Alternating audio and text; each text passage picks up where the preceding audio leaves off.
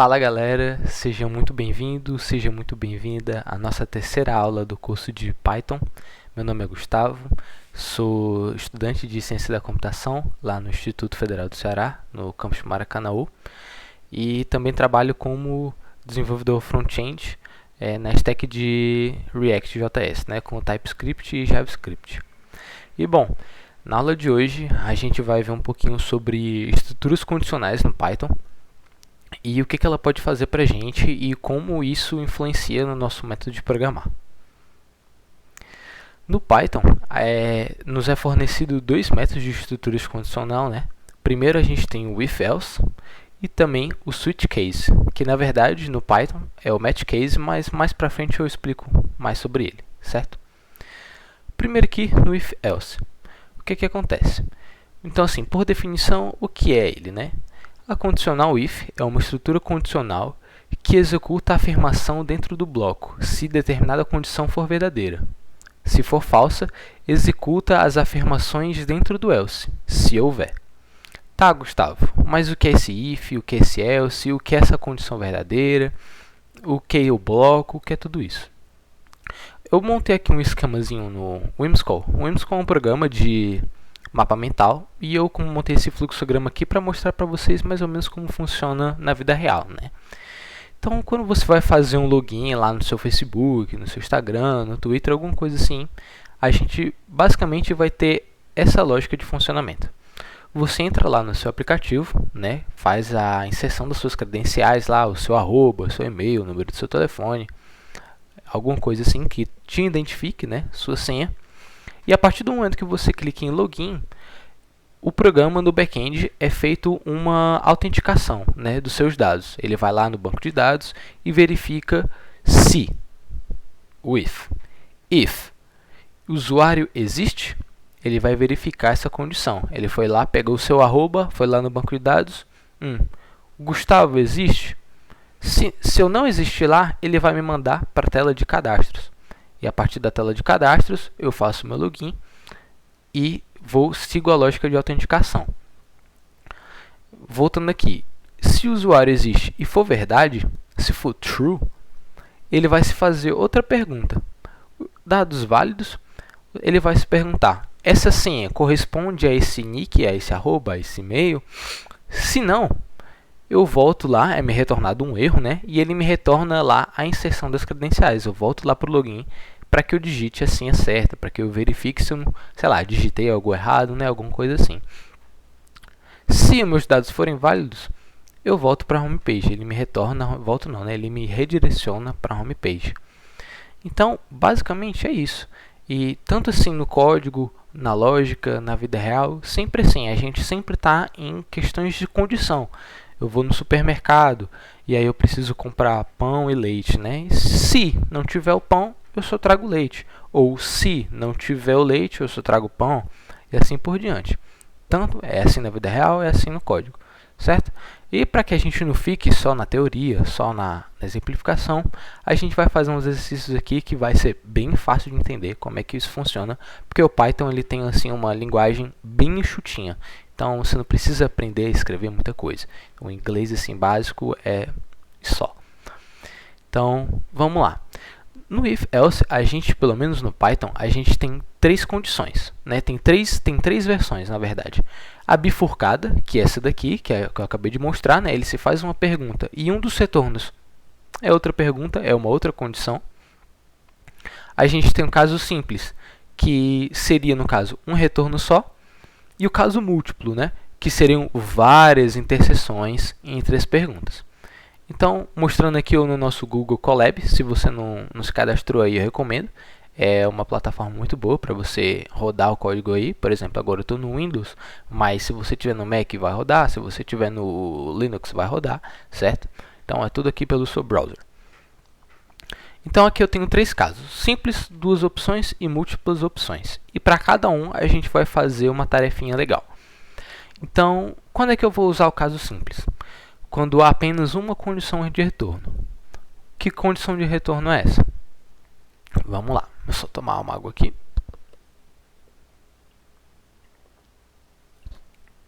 Obrigado. Que condição de retorno é essa? Então vamos lá. a gente vai fazer uma lógica aqui como se a gente fosse um professor numa escola e a gente quer retornar para o nosso aluno se ele está aprovado ou não nas provas, né? Então, vamos lá. Eu vou criar aqui uma constante nota 1 e na nota 1 eu vou atribuir um valor 8, né, para o meu aluno. E aí eu preciso, para fazer uma média, eu preciso de uma outra nota. Então, vou colocar aqui uma const nota 2. E aí, nessa prova, o aluno estudou mais um pouquinho, tirou um 10. Maravilha, né? E aí, a gente precisa fazer uma média. Então, para ficar mais fácil, eu vou criar uma const média aqui. E qual é a média? A média é a soma das duas notas, né? Nota 1 mais nota 2, dividido pela quantidade de provas. Então, 2, né? E aí a gente entra com a estrutura de condição. O que eu quero fazer aqui? Se o meu aluno for aprovado, então eu vou considerar que a média aqui da minha escola é 6, certo? Se a média do aluno for maior que a média da escola, que é 6, então ele está aprovado, certo? Eu quero mandar essa mensagem para ele. Então, vamos lá. If, se, no inglês, né? Aqui eu vou criar a condição. Então, se a média for maior do que 6, o que eu quero fazer? Eu coloco esses dois pontos, eu já explico o que ele faz, certo? Eu quero dar um print nessa seguinte mensagem. Parabéns. Eita, hoje está difícil. Você foi aprovado. Aprovado, certo? Vamos lá. Vamos aqui para a sintaxe do Python, né? Eu preciso definir aqui o meu escopo do meu if, né, do meu se. Aqui dentro desses parênteses, que nem sempre é obrigatório, eu estou colocando a condição que eu quero verificar. Média é maior do que 6? Então, vamos fazer o cálculo aqui. 8 mais 10 dá 18. 18 dividido por 2 dá 9. Então, 9 é maior que 6? Sim. Então, ele verifica aqui essa condição. Se 9 for maior que 6, ele retorna isso. O if ele sempre vai fazer isso. Ele vai verificar se uma condição é verdade. Isso aqui é verdade? 9 é maior que 6, né? Então, é retornado uma verdade e ele imprime o que a gente quer. Então, se eu executar esse código, vamos ver o que ele vai retornar para a gente. Está carregando aqui. Tá lento, né? Carrega. Ixi, demorou, mas foi. Syntax error. O que foi que eu errei aqui?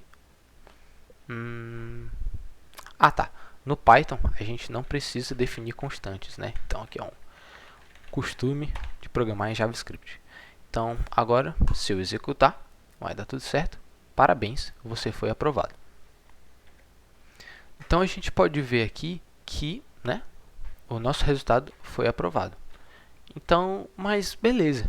E se eu quiser mostrar para o usuário que ele não foi aprovado, né? Se eu quiser retornar lá para o meu aluno que a nota dele não foi suficiente para passar, o que é que vai acontecer?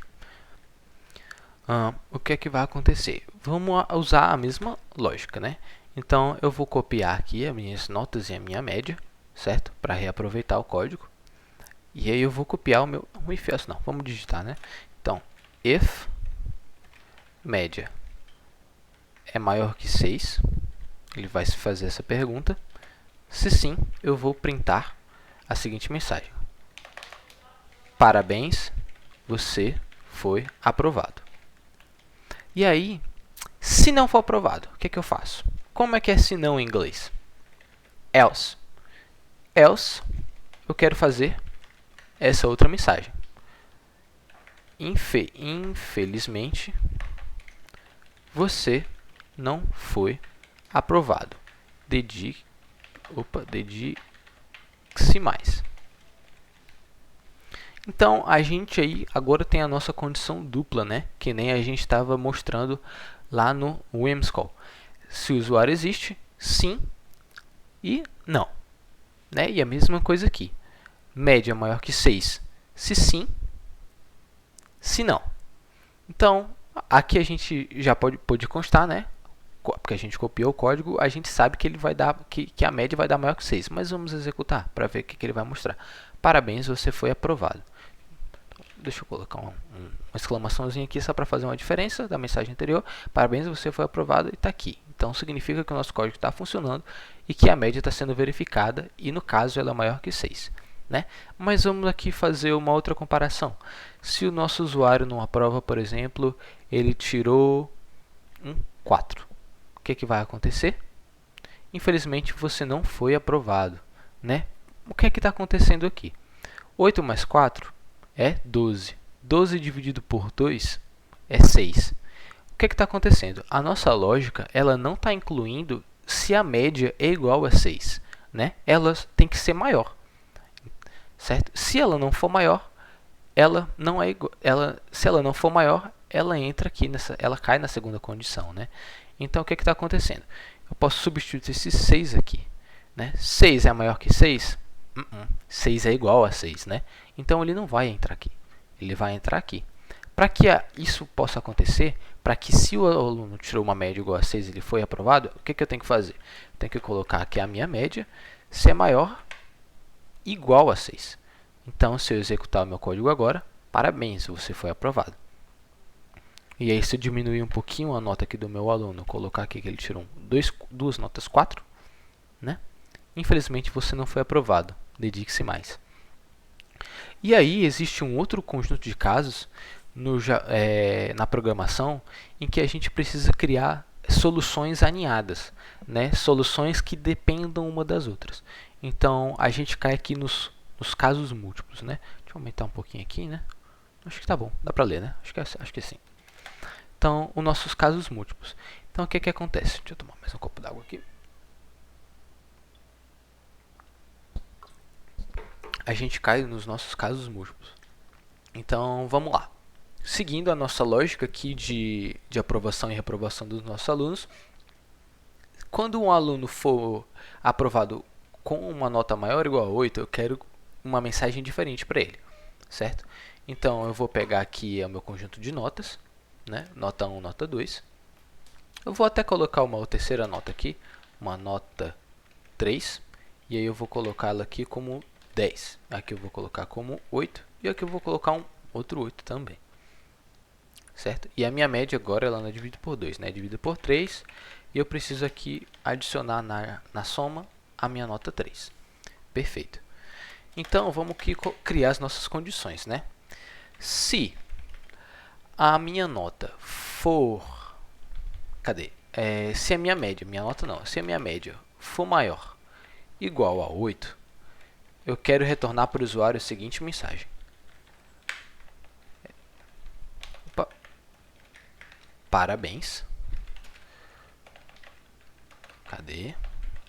Você foi aprovado com maestria. Certo? O pessoal está falando aqui comigo. Sai daqui. Pronto. Parabéns, você foi aprovado com maestria.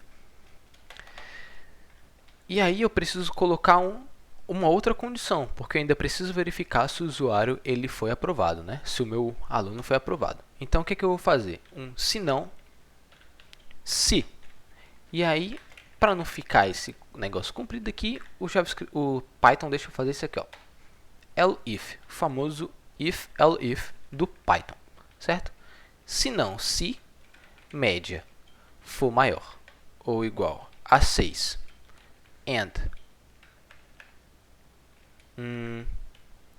vamos fazer o seguinte, vou colocar minha média aqui menor que 8 e vou colocar um AND aqui, deixa eu tirar o AND daqui. Se a minha média for menor do que 8 e a minha média for maior ou igual a 6, eu quero colocar a seguinte mensagem. Vou copiar essa mensagem aqui. Parabéns, você foi aprovado. Só um. Você foi aprovado. Fez a sua obrigação, né? Famoso fez a sua obrigação. E aí, se não for isso, nem isso, só resta o nosso else, né? Não preciso, né? Mas é bom que a gente coloque uma condição de else. Então, else print você foi reprovado. Que pena, né? Então vamos executar aqui o nosso código. Opa, o que foi que eu errei aqui?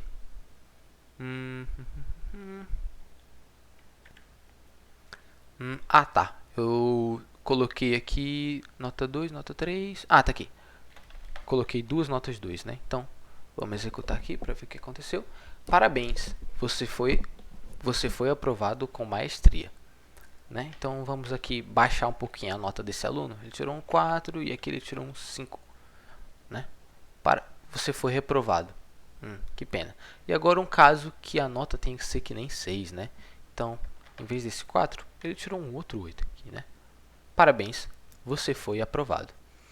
E aí uma outra coisinha legal aqui do Python que ele deixa fazer, outras linguagens de programação deixam também, mas é que para deixar o código um pouquinho mais legível às vezes, né? Então, por exemplo, quando nas minhas condições aqui eu só tenho um retorno, eu só tenho um print, né? O que eu posso fazer é deixar as condições aqui em uma mesma linha, né? Separada só pelos meus dois pontos. Os meus dois pontos, eles servem para separar a minha condição do meu retorno. Ele é obrigatório. Então, eu estou deixando tudo numa mesma linha só, separado só pelos meus dois pontos, né? Eu vou executar o meu código. Parabéns, você foi aprovado. Deixa eu aumentar aqui a nota dele. Parabéns, você foi aprovado com maestria. Ou seja, o nosso código está funcionando. O pessoal está perturbando hoje. Parabéns, você foi aprovado com maestria. Né? E aí, se eu remover aqui os meus dois pontos, ele vai quebrar. Porque eu preciso separar a minha condição do meu retorno. O Python, nossa, hoje eu estou falando de JavaScript. Eu preciso separar o que eu estou fazendo aqui no código, né? Então é assim que se faz. Em outras linguagens a gente faz com curly braces, né? Então, por exemplo, no JavaScript a gente faz assim: se média for maior que 8, eu coloco aqui as minhas chaves, né? O valor de chave e console log. Você foi aprovado. Né? É assim que a gente faz no JavaScript. E cada uma linguagem tem a sua forma de escrever. Essa é a forma do JavaScript, essa é a forma do Python. Se você gosta de mais uma ou outra, isso é pessoal, né? Importa é funcionar. Então, vamos executar aqui para garantir que está tudo funcionando. Está tudo funcionando. E assim a gente conclui a parte de if-elses, né? Aqui no Python. E agora a gente tem outro caso de condição de condicionais aqui no Python, né? A gente viu o if-else e a gente tem o match case ou switch case, né? Como é que funciona? A condicional switch avalia uma expressão, combinando o valor da expressão para uma cláusula case e executa as instruções associadas ao case, né? Então vamos lá. Aqui no caso eu estou definindo aqui uma variável fruta e a minha fruta ela é igual banana, certo? E aí o que ele vai fazer? Match, aqui não era para estar quit flag, né? Aqui era para estar match fruta. Então, match fruta. E aí ele vai cair nos casos, né? Se a fruta for banana, ele vai procurar em um dos casos em que a fruta é igual a banana. Então, caso fruta aqui é igual a maçã, então ele nem vai entrar aqui. Aqui a fruta é melão e a fruta aqui é banana. O que ele faz? Quando ele recebe uma variável, ele vai criar um caso para essa variável, ele vai endereçar diretamente para o caso que trata isso, né? Então, o meu match, ele sabe todos os casos que eu tenho. Então, ele não vai sair procurando, né? Ele vai jogar direto para onde é tratado. Então, como eu estou passando um caso banana, ele vai lá jogar para o meu case que trata banana e vai printar. Print, bananas custam 50 centavos cada, né? E aí eu dou um exit. O que é o exit? Quando eu estou fazendo um match case, um switch case, ele vai executar tudo que tiver depois dos meus dois pontos, que nem lá no meu if-else. Então, eu preciso criar uma condição de parada aqui no meu switch case para que ele não faça tudo. Então, por exemplo, se eu não colocar os dois pontos, ele vai se eu não colocar o exit, então o que ele vai fazer? Ele vai pegar a fruta, fruta é igual a banana. Então, ele vai executar tudo que tiver depois.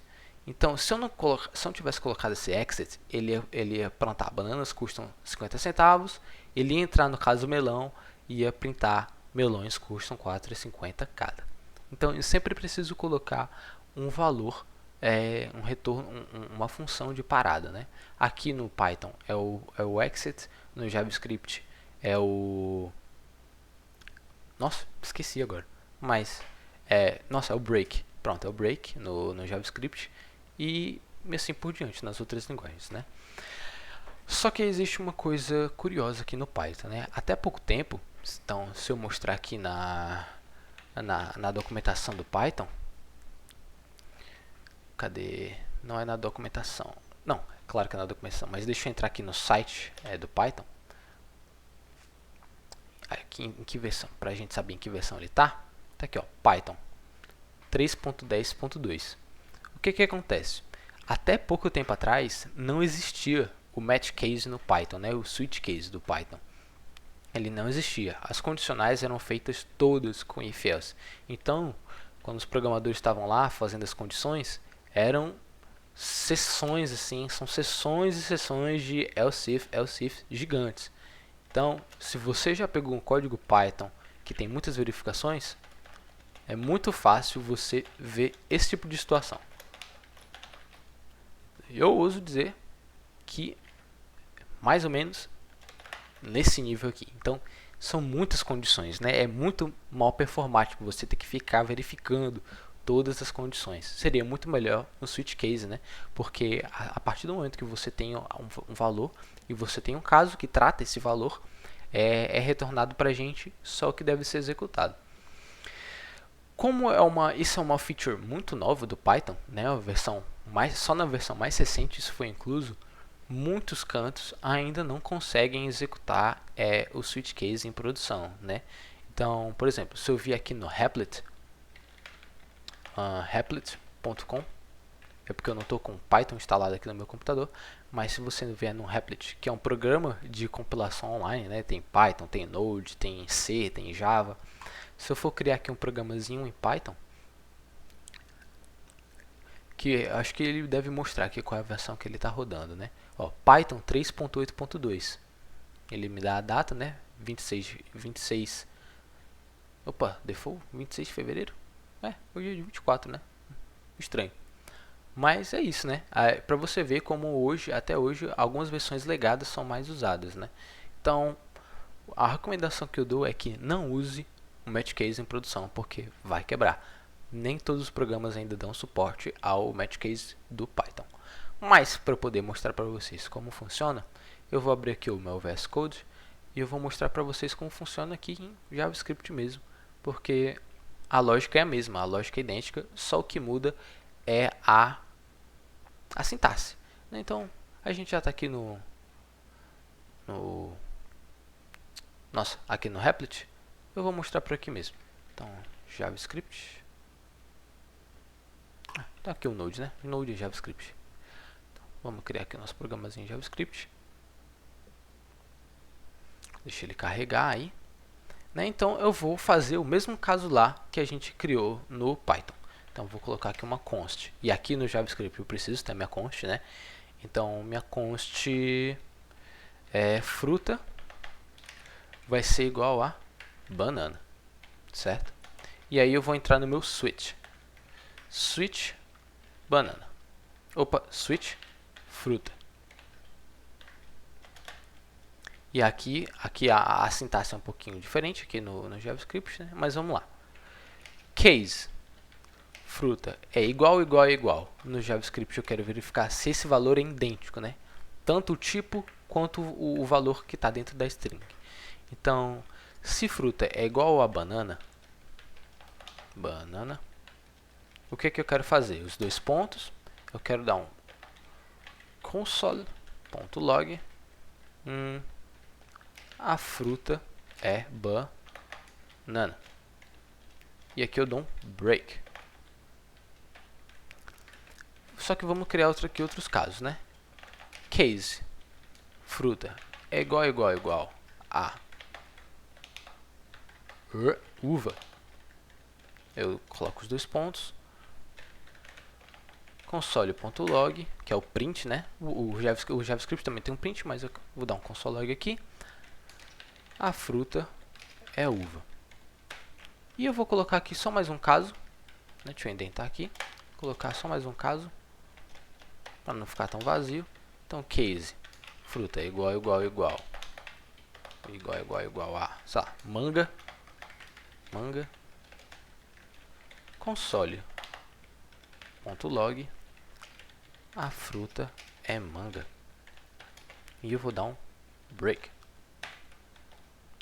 E aí, no switch case, no match case, a gente tem um valor default, né? O que é o valor default? Até o autocomplete já está dando ajuda aqui pra gente. Caso não tenha nenhum caso, ele vai executar uma mensagem padrão. Então, por exemplo, console.log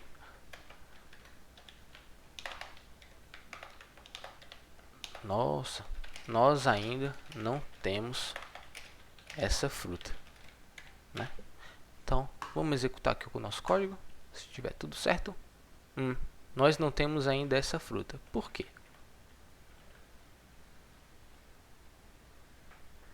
Estranho, né? Ah, tá. Aqui no JavaScript eu não preciso colocar os iguais, né? Não é preciso colocar os iguais. Então, eu só coloco os casos que eu quero. Então, caso manga, caso uva, caso banana.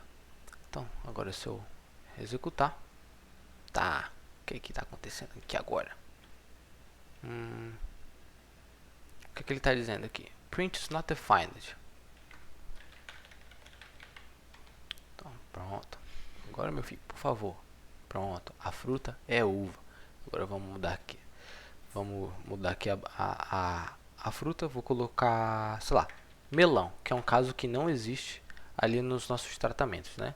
Então vou dar um run. Nós ainda não temos essa fruta. Então vou colocar aqui um banana. A fruta é banana. Então, manga por último. A fruta é manga, certo? Então é dessa forma que no JavaScript funciona, muito parecido como funciona aqui no match case, né? E a aula de hoje fica por aqui, pessoal. Eu espero que vocês tenham gostado, espero que tenha sido produtivo para vocês. E é isso. Valeu e até a próxima, galera.